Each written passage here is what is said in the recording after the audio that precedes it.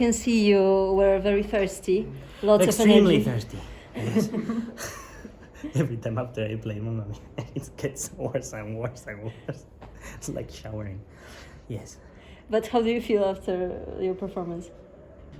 You know, like you take a huge weight of your literally hands. It's done.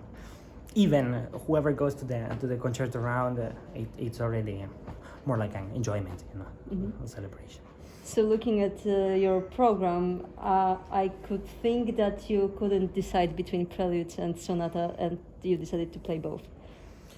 Well, that's actually true also, but when I was taking the sonata, I'm thinking what can fit with this sonata.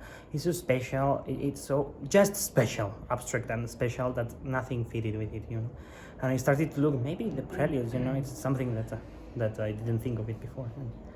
And it made sense. It made sense to pick up 2 or 3 as a warming up, also for everybody to feel comfortable, you know, in the harmony and music of Chopin. So exactly, yeah, that's why I put these 3 right before the sonata.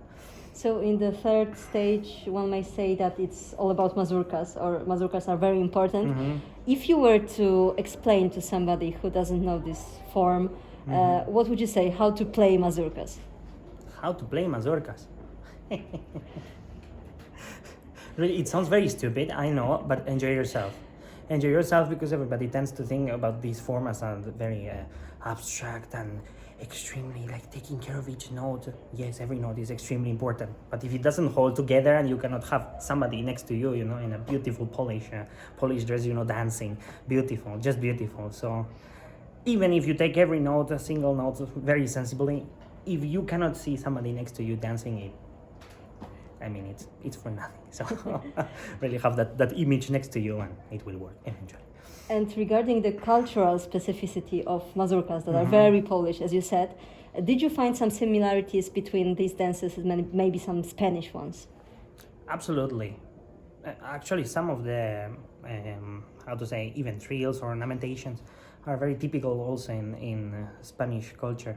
The harmony is very different. That's the only thing that is very different. We use more Arabic kind of harmony. But the fact that you also don't put like in the walls or the land, you don't put like 1, 2, 3, 1, 2, 3, but you start to play with the 1, 2, 3, 1, 2, 3, which is extremely interesting. That's also very much in Spanish. All of Spanish dances have something like this. You know, some jumps outside of the beat. So that's why it can even feel very similar, extremely similar. And you said that you are very relieved after playing in the third round. Does it mean that actually playing concerto doesn't scare you at all? No, as I said, it's more like a celebration, really.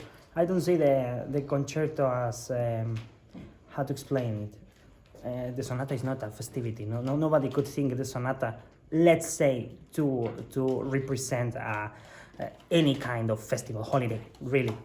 Nevertheless, a concerto, you could imagine somebody starting the festival with a concerto, any of the both of them, also with the Polish dance, always in the last movement. So that's why it's more about the feeling, not about the piece itself. Just last question, do you think that actually what describes you the best is enthusiasm towards the music? Because you seem to be very, positively, you seem to have a positive approach to all this. Yes, absolutely. I mean, he was always in the extreme, Chopin. Of course, he was a very, sometimes melodramatic. He went from crying to laughing, in the same night. He was alone. He was like this. But in the end, there is always this positivity, this light in the end.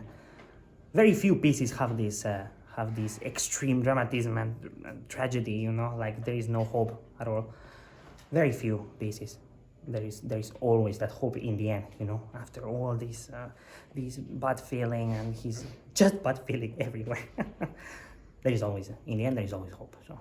And from which part of today's program are you most proud of? Proud of? Actually, the sonata. I always wanted. Actually, I shouldn't say this, but it's my first time playing this sonata in public, so that's very interesting. So I really wanted to play this in front of public, and obviously. I remember since I was a child listening to this third movement, it's the most magical, let's say. most magical moment in probably in the entire history of music. I always thought about it, the middle part of the third movement.